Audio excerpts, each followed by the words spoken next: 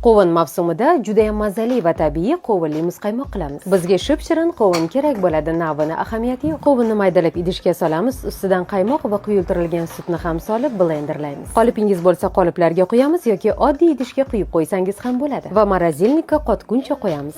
Qizlarjonlar, bugun Для дома salat salfetkasini sinovdan o'tkazmoqchiman. Ko'z oldingizda juda ham katta o'lchamdagi va ichida 70 dona bo'lgan ushbu salat salfetkasidan keyin siz uydagi sochiqlaringizni ishlatmay qo'yasiz. Buni qaranglar kattaligini.